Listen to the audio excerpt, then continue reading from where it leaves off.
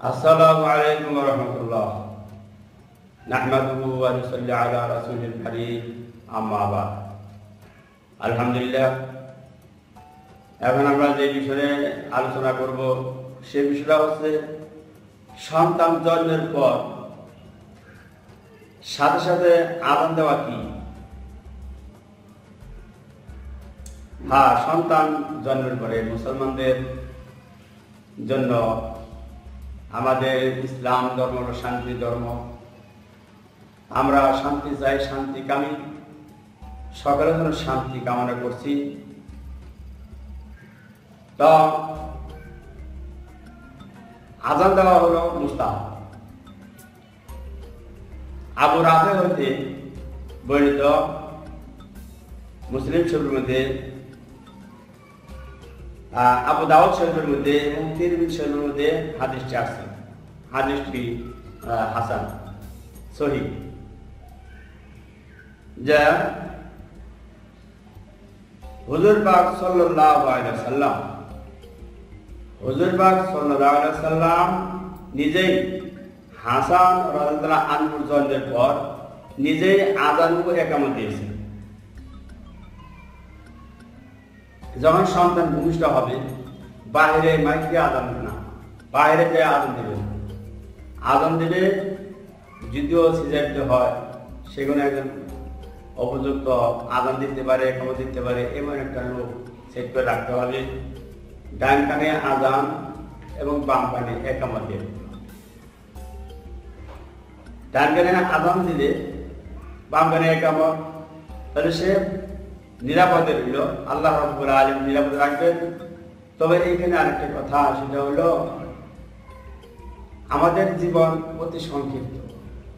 আমরা মনে করি অনেকদিন বেঁচে আছি, অনেকদিন বেঁচে থাকবো। যদিও আমাদের মৃত্যুর কথা স্মরণ করি, কখন যেন মৃত্যু হয়ে যায়, মৃত্যুর জন্য অ্যালার্ট থাকি, প্রস্তুত থাকি, কিন্তু অনেক বড় জীবন না, মাত্র 3 মিনিটের জীবন।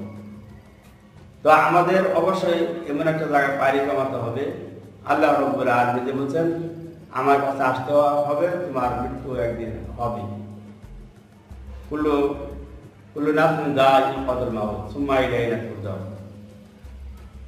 হ্যাঁ, তো এই আযানটা দেওয়ার অর্থ হলো ডান কানে আযান দিয়ে দিলে বাম কানে ইকামত দিয়ে দেওয়া হলো। তাহলে তার আযানের পরে কতটুকু সময় থাকে? জামাতে 15 মিনিট, আধা ঘন্টা, 30 মিনিট, এতটুকু।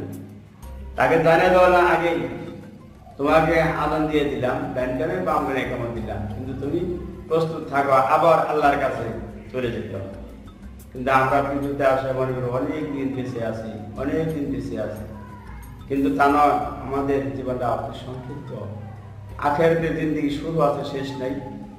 দুনিয়া শুরু আছে, শেষও আছে। দুনিয়ার হায়াতের শুরু আছে, শেষও আছে।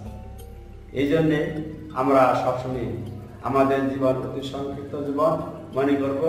রাসূলুল্লাহ সাল্লাল্লাহু আলাইহি ওয়াসাল্লাম একটা হাদিস বলছেন যে, তোমরা পৃথিবীর মধ্যে এমন ভাবে বিচরণ করো যেন তুমি একজন পথিক, তুমি একজন মুসাফির। মুসাফিরের জন্য তো এত দালান কোঠা, 5 তলা বিল্ডিং এর প্রয়োজন নাই, এত সাংসর্গের প্রয়োজন নাই। তো ইনশাআল্লাহ যে বিষয়ে আলোচনা হলো সেই বিষয়ে এখনই সমাপ্তি করছি। তবে আমাদের ভিডিওগুলো যদি আপনাদের ভালো লাগে, লাইক দিন এবং ইসলামের প্রচার প্রসারের জন্য বেশি বেশি করে আপনাদের বন্ধু বান্ধবের নিকট শেয়ার করুন এবং আমাদের সাথে থাকতে হলে আমাদের চ্যানেলটি সাবস্ক্রাইব করুন। খোদা হাফেজ, আল্লাহ হাফেজ, আসসালামু আলাইকুম।